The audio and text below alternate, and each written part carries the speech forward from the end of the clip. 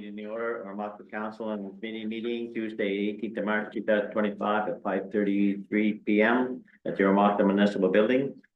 I'll call the meeting to order and call for a mover for approval of the agenda. Deputy Mayor Mawhinney, seconder, Councilor Whalen. Questions? All in favor? Contrary? Motion carried. No presentations or delegations, so we'll move right down to the monthly departmental reports. We'll start with the finance report. Any questions, comments, or questions, council? None? Okay, we'll move on to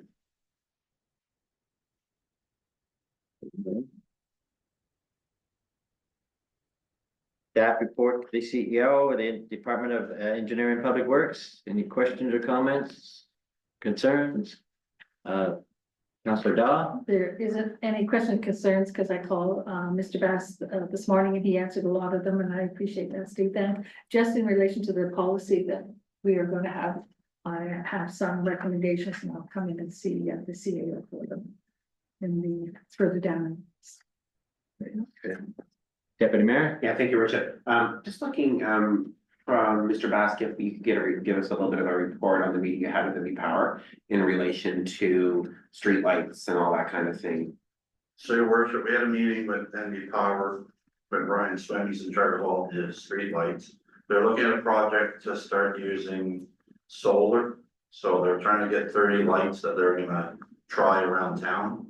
So I haven't heard back because he said it might take time because they're dealing with company in Nova Scotia. We can't buy lights direct from them. It has to be done through NV Power. So as soon as there's different programs they're looking at, because the technology that they're working on, you can have even cameras on them. They have like motion sensors on them for different stuff. You can do vehicle counts. So it's pretty neat what they're coming up with. So he said that as soon as they're available, he's gonna get them to us.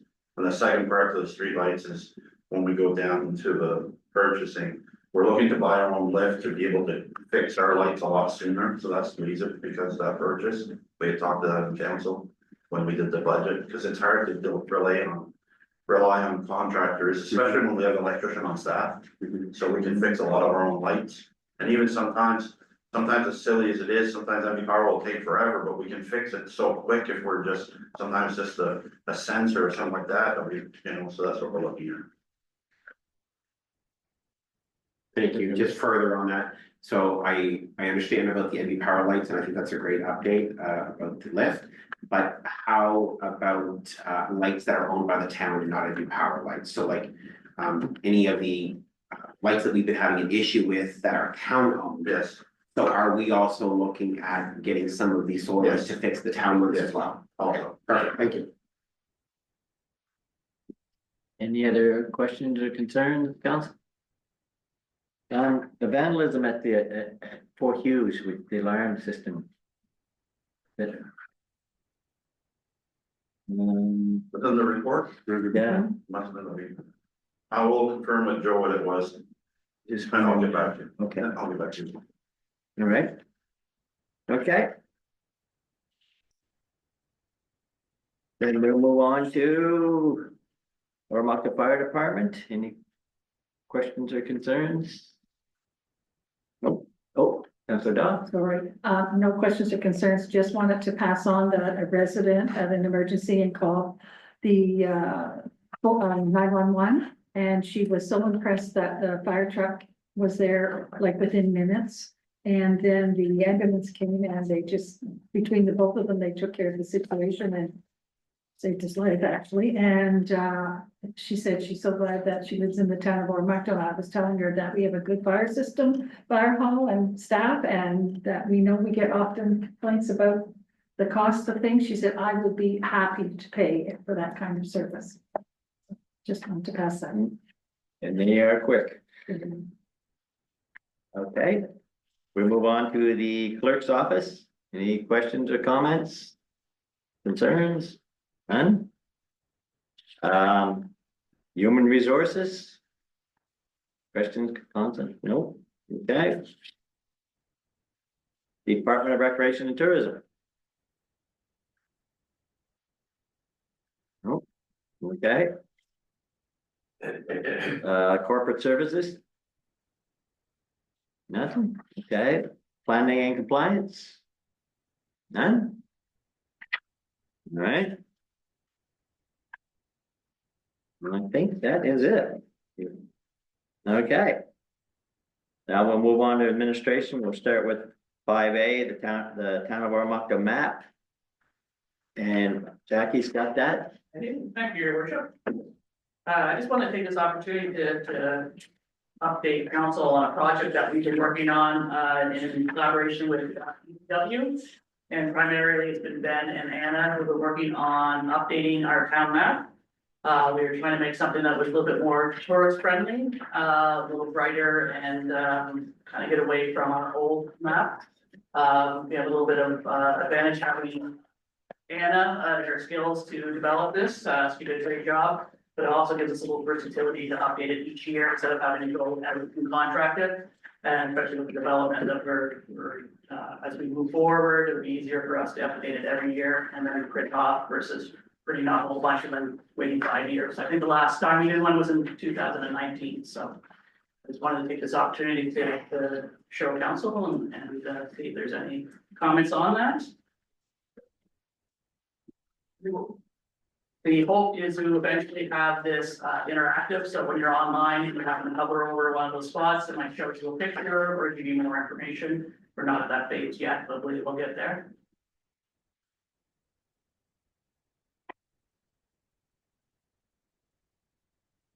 We did remove on our old map on the back was the Deer Park Trails. We have that separately already in a pamphlet, so we took the opportunity to put link it on the back. So this is part of the reason we've done this map as well, is to incorporate all of the town of Oromocto on our maps.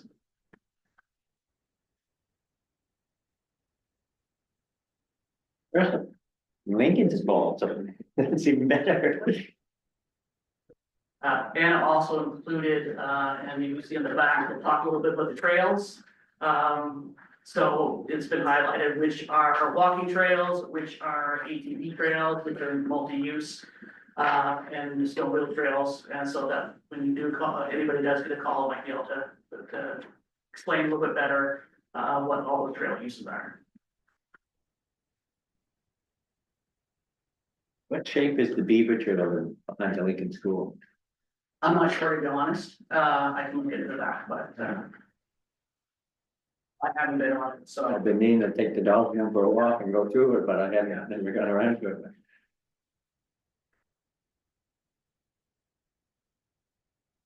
Right now, your worship, it's wet and soggy. Well, it'll be very wet and very soggy, so I'll put a life jacket on. Yeah.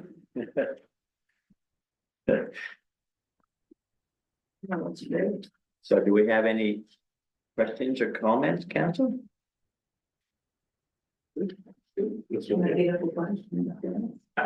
Yeah, what'll happen, we're actually still doing some costing, and so we're gonna go ahead and do a couple quotes, we're hoping to have our pads ready for the VIC season when that opens on weekend in May. Councilor Dow? Thank you, Your Worship. Jackie, I just have a question. I know all this pretty thing in parks and playgrounds and all these little circles and. Yeah. I know what the majority of them mean, but is there a legend that says what they are? I don't think there is, Like the spider web one on Deer Park and Trails. There's like 3 at the end. After I get by the play area and the covered canopies, I'm assuming the washroom and the parking area, splash pad, and then the other 3. Oh, I bet it's a ball. basketball, baseball, and what's the last one? Disc golf. Yeah. Okay, so I asked that question and I know what's Sure. here. I'm just wondering, and I did look before I asked the question, see if I missed it.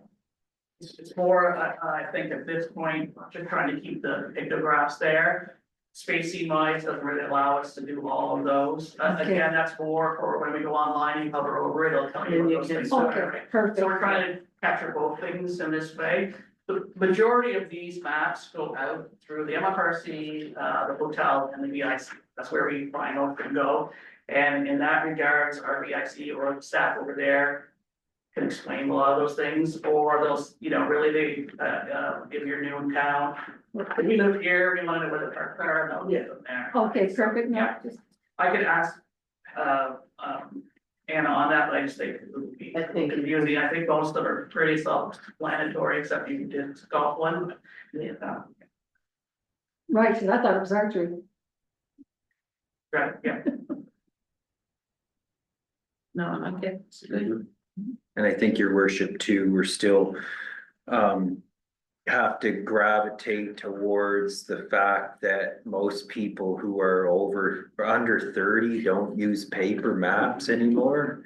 So there's the codes for phones and the interactivity where if you hover over a symbol or something, it enlarges. And so we expect that most people will operate in that fashion, although I certainly understand that the whole point about reading a paper map, but interestingly enough, we had the conversation this afternoon with Cynthia, who's in her mid-30s, and she admitted that she didn't really know how to read a legend on a map either. That's right, they don't, Because it's cause they can zoom up. and- Google, you yeah. just type in the street and it puts a pin where you need it to be, right? So that's some of what you're starting to see in some of our newer maps will reflect that. But I certainly can understand those who are looking for street indexes that say C4, and you talk to a 30-year-old and they don't even know what that means. And I could see people at the tourist thing, or the staff opening this map and showing them stuff. And it's more of an interactive conversation, so it's a thing to have instead of saying it's on your phone. Yeah. Then when they're at the tourist thing, they're actually wanting to talk to somebody, and it's almost looks like it's more of a tool for them than anybody, like I did the other ones. And put them in my new tent, my new home, so they could, and when we talk about where we're going, I use it as part of the plan. But it was an interactive conversation, so when we were looking specifically, and, you know, so I think you're fine, but yeah, but once it's on here, then you just open it up and you see everything is clear as day. Yeah. It's great. Right, the color too, it looks nice. Right. The logo's looking really good on things. All right, thanks, Jackie. Thank you. All right, we'll move down to 5B, the lending policy with Stephen Bass, Public Works. Thank you. So for it to use your worship, it was, somebody removed the phone lines off the building, they ripped the phone lines to the alarm went into notification. Okay. Well, that's what it was. So worship in front of you is the lending policy, so we've developed a lending policy for some of the material equipment that we loan on a day-to-day basis to different contractors that are working town projects, just or if we call a contractor at 2 o'clock in the morning to help us on a project and he doesn't have a valve or something, or for example, LCL doing a job on OFN last summer, we lended them 2 hydrants, 1 valve, just they didn't have it in time. Just not stop the project, we lend them, the shipment comes directly from the supplier back to us. Or we'll have contractors that are working, run out of, you know, a load of gravel, we lend them, they replace it the next day. So we just wanted to make it with a formal policy that had a sign in, sign out sheet with conditions and penalties if the material were replaced in a, you know, respectable time. We do that with home builders. A lot of the home builders will either don't have a shut off valve, or so we just lend them one, they replace them, a backwater valve, same thing. It's just common, just the way we do business with contractors, and it's been policy's been here for longer than I've been here, the practicing. So it's just put it on paper so that everyone's aware, and that anytime it can be audited to see what we're missing or what's not there or when it's going to be returned. What happens when they damage it or lose something? They're responsible. They're the responsible, and they're, And normally it's contractors we do business with, so the next invoice will be deducted. oh, right, You yeah, know what I mean? So we always have the upper end that way, and if they don't want to replace it, they'll never do business again with us. no, for sure, yeah. You know, we always seem to have the upper end on that, and it's never, you know, never really, and it's contractors like that it's there because sometimes they can't carry everything. For example, the city of Fredericton on a valve, does clockwise, us on a valve, we do counterclockwise. So if they come here, they have to have a different valve when they work in the city of Fredericton. And the city of Fredericton's the only one that does that, where it's called the Evans. So there's stuff like that, that, you know, we prefer certain type of hydrants, they prefer certain type of hydrants, so it's hard for contractors and. Like anything that is in manufacturing, you know how lead times were longer this year, so OFN, for example, you would have stopped the project, they couldn't continue. So do you tell the contractor you're on your own, or you just let them, hydrant knowing that, you know, a few weeks, when finance or whoever's the suppliers is gonna return. Any questions or comments, council? Council Dow? Thank you, Your Worship. I had 3 or 4. I talked to Steve and John, and I'll come in tomorrow, but just one in particular that we cleaned up 2 other policies in where we changed the wording to non-permanent employees. And so just to be consistent with our policies, I think instead of using the student, seasonal, part-time, et cetera, that's in our policy now, just to bring that up. And 5.5 has an issue in that it's a borrow that is referencing in the definition. It refers to an employee, volunteer contractor, subcontractor, that will be loaning equipment. Well, a borrow is the one loaning, so that has to be worded differently or changed. And there's a word that, I don't know if it's just me or whatever, but 4.1, the lending of equipment, materials and vehicles is generally not permitted for personal use. But then we go down in the definitions or further in the policy and it says that we lend under these conditions. So I think it's just might be a little tidy up that needs happening there. Other than that, it's a policy, it's all. Okay, we might as well stay right there, because we'll go to 5C, the Public Works purchase of a towable man lift. Your worship, I have to make a change on this. What happened, we're buying used because the cost of new is way too much. And this one, one of the conditions I had with the supplier that we found out was it had to be certified. So today when they went to certify it, the boom has been. So they have another one that is lower hours, but it's $10,000 more, which is still $15,000 under budget. So therefore, if council agrees to this purchase, instead of 26,900, it'd be 36,900 plus tax. So if we do the resolution, it's just like I said, I didn't want to buy it unless it was certified. And when the guy came to certify it, the boom was bent, so therefore it's not serviceable. So tomorrow he's gonna do a certification on the other one. If it doesn't pass, then this, we won't see with the motion and I'll direct the CAO. So Council Dow? Thank you. Is it the same year? same year, but less than half the hours. Okay, good. I know. Woman President, council? No? Okay, So your worship, we'll just make sure that we amend the resolution on Thursday to reflect 36.9 plus HST. okay, Thank you, worship. the New Brunswick SPCCA, annual contract, it's you too, okay. So your worship, when last year or 2 years ago, we went to the SPCA for our animal control. The formula they were using was based on the tax assessment, and somehow last year, I think they made a mistake, and I didn't see the numbers because the tax assessment they provide. So this year with the inclusion of Ward 4, it is $20,000 more than we had budgeted. But true efficiency, we'll find the money in the budget, we're still early in the year. But I think that it's still the best viable solution for us is to go with the SPCA based on the level of service we're receiving. And the cost that would be, I think councilors were all around the table when, you know, the previous was a job that was costing, you know, $80,000-$90,000 with overtime a year. So I think we're still getting the same service for half the price, and I think it's still a good solution, and it's, you know, a good organization. They give us, you know, I included the stats they send us every month, so we have, you know, and our calls have completely reduced. I don't know if counselors are getting calls, but I don't think they are. I think the service is working perfectly, so I think, you know, for the $19,000 shortfall, we will find it internally. We'll do something. But unless council wants to hire another person and go that route. I wouldn't. Council Murdoch? Yeah, so I'm just confused. So the year before, it was a certain amount, but we just didn't charge them the right They didn't amount charge us enough, I think what happened. is the first year.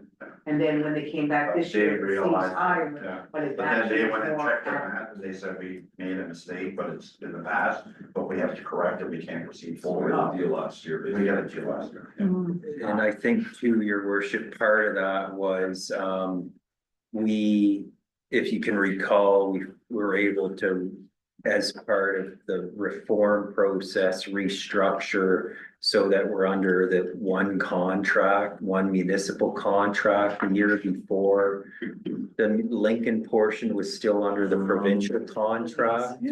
And we made a guess as to what we thought it was going to be with Lincoln in, and then they determined that we should pay more based on the tax base, so. You know, so moving forward, it won't be an issue. We now understand we've got one contract, it's easy to budget for, but this year we were gonna be left with a. You know, over budget, so hence why it's in front of you, just to get the green light to move forward. Alderman Buzley? All right. Okay, The next one, your worship, is the Oromocto West treatment plant, so as we had brought up the. Your worship, the company in question, that's my son works for, so I should probably step over this. oh, okay, that's probably a good, just on the safe side. Yeah.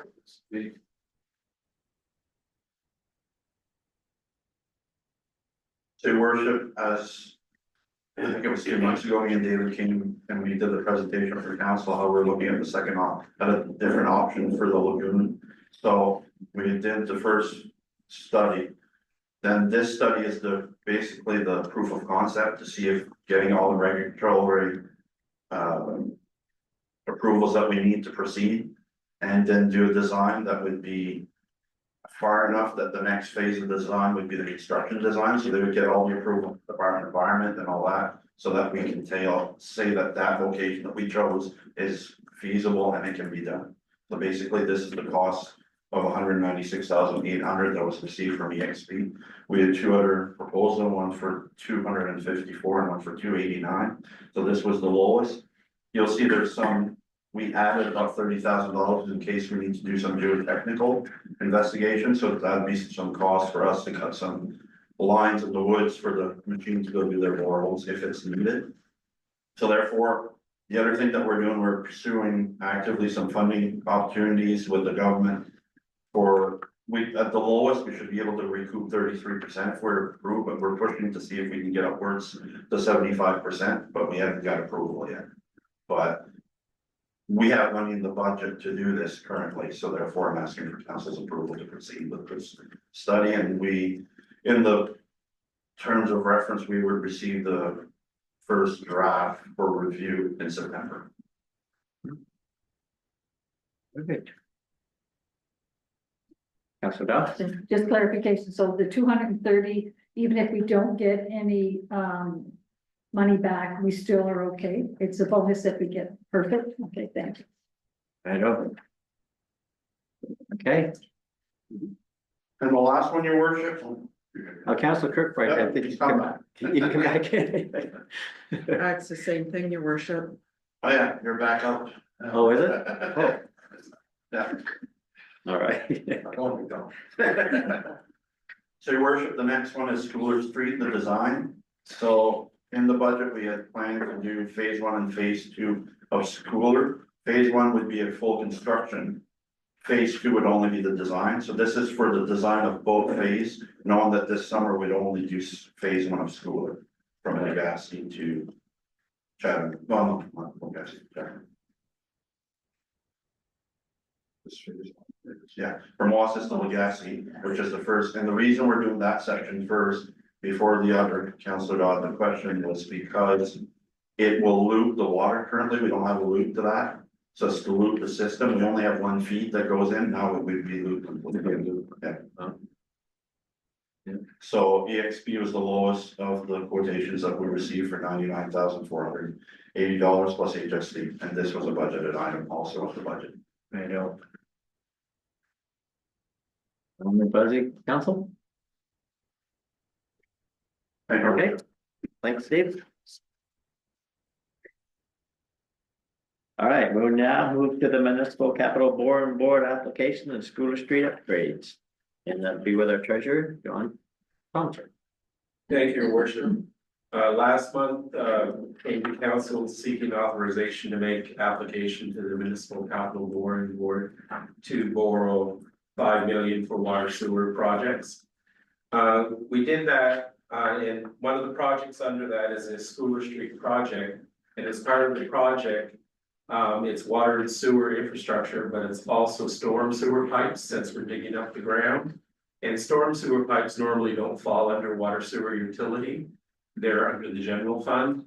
So when we were looking at the application progress or project or process and working with the provincial government, it was noted that we should make application for $548,000 worth for the storm sewer part under the general fund. And I just reduced what we're gonna borrow on the water sewer side, so it's 5 million less this 548. So all I really need is a resolution authorizing application under the general fund for $548,000, so. I think that's an easy fix, council.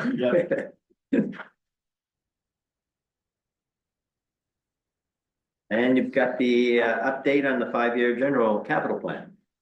Thank you, Your Worship. Back in 2023, for the years 2024 to 2028, we had developed a 5-year general capital plan. Because at that point, we were making applications to the capital borrowing board for fire trucks and some things that we needed to do, so they require a 5-year plan. So this is just an evolution of that plan. So if you recall, last month gave authorization to make application to borrow 17.5 million for the new Oromocto Regional Wellness and Recreation Center, trying to get that all in the right order. So as part of that, we need to have an updated capital plan. So that's what I updated and provided to council. Again, keep in mind that in 2025, there's some things that we have on that were part of the capital budget that I've listed. You know, the recreation center, and then the fire trucks that have already been approved for borrowing, I've added on there. But just realize that after 2025, some of the other things are things that are proposed that it's just a plan. Like things can change as we look at budget this fall and that type of thing. But the big ticket items on this is, of course, is the recreation center, which I've showed the amounts across there because we've put out there that, you know, this could be upward $9 million, so just trying to show that in the future. That doesn't mean we're necessarily going to do that, but it's put it on here for now. For 2025 and 2026, I show 3.5 and 18 million, which totals 21.5 million.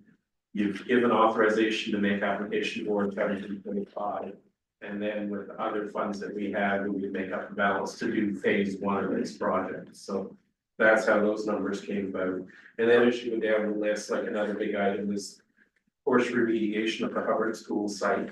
We have money set aside and budgeted to do that remediation. And you know, other big items on here is looking at fire station number 1, you know, by 2029, 2030. So put some numbers on here. Again, some of these can change, but I've also showed in 2025 for the approved borrowing already for the 2 fire trucks, you know, added another big number in 2029 for the future purchase of a ladder truck. That is on the list. And then on the very bottom, I added that Schooler Street storm sewer that we just talked about. So I guess really just looking for council to approve this plan, be aware. Councilor Dodd? I'm looking at that capital plan now in detail, since we had the discussion with Steve about project phase 1 or phase 2. And down at the bottom, I see for 2025, the 548 for phase 1. Would that not require the phase 2 in the next year, 2026? Because I'm bound determined that that section's gonna get finished before I finish in council. Well, the reason this one is on here, because it had storm sewer pipe. Right, Now, I'm Well, not the sure other- phase two, but I think phase two is just water sewer pipes. what we've traditionally been doing all along. Just water and sewer. Okay.